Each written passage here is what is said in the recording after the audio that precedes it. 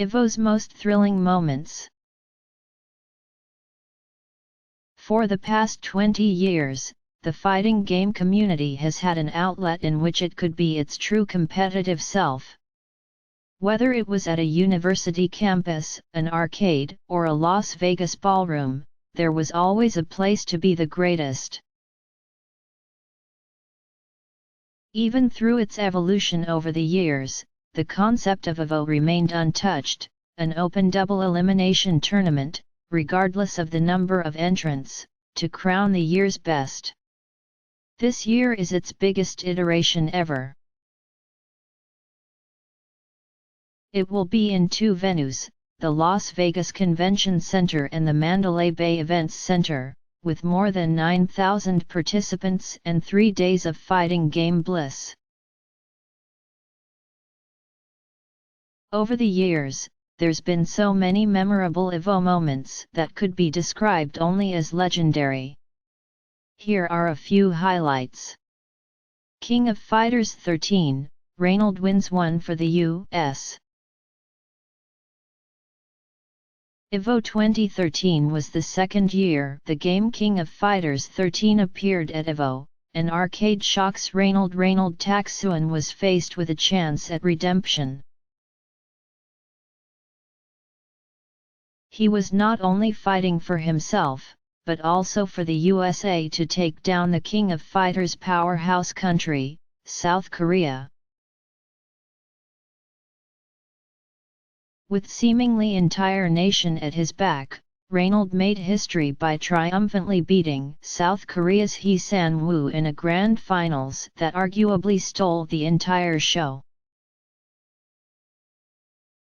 The setup was that of an underdog against an absolutely stacked deck, with hard reads and incredibly fast changes to his offensive pattern. He confused and shattered his opponent's resolve.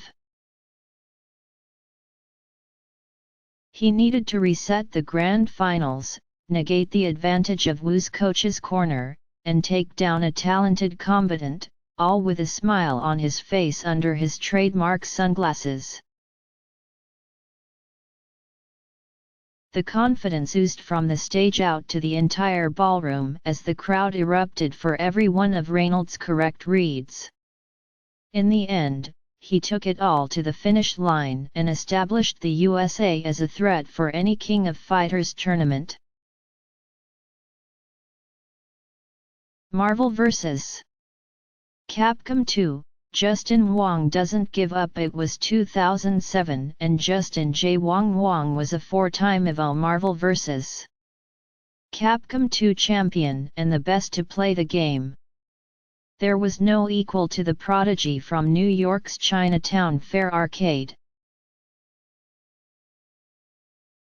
Every player fought to take second place, and chief among them was Michael IFC Yipes Mendoza. JWong and IFC Yipes would meet in winners bracket finals with JWong sporting his signature team, called Matrix, comprised of Storm, Sentinel, and Cyclops. IFC Yipes' own team, MSP, fielded Magneto, Storm, and Psylocke. MVC2 as a game was notorious for run-on combos and infinites, while being short on comeback potential. You're allowed 3 characters and that's it, lose one and it's gone. When Wong looked to be on the ropes in Game 2 after IFC Yipes struck first blood, the unthinkable happened.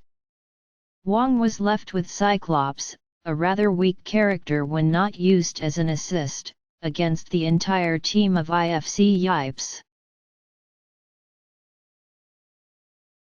He dodged, built up Cyclops' hyper combo meter, and ultimately stayed patient and chose his battles.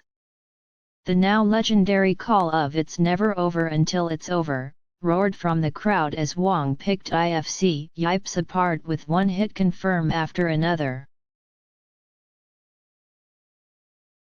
While IFC Yipes would end up winning the MVC2 tournament for his first Evo title, Wong's comeback to win that game was an indelibly memorable moment for the whole crowd.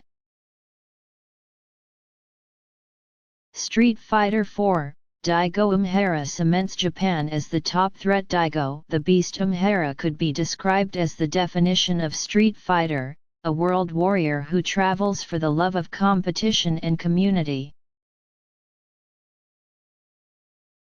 His humility made him a fan favorite, and his skill made him a legitimate threat in whichever game he chose to compete. In 2009, Street Fighter IV was the biggest fighting game in the world. It sparked a complete renaissance to an otherwise dying scene. To win Street Fighter IV in its inaugural and, ultimately, last year at Evo was a message louder than just a trophy's declaration. It meant that the winner was essentially the best in the world. Justin JWong was the entire Western world's hope. If he won, he would legitimize the USA as the top dog in Street Fighter IV and debunk any notion that Asia was the center of the world's fighting game elite. Unfortunately, the roadblock was Daigo.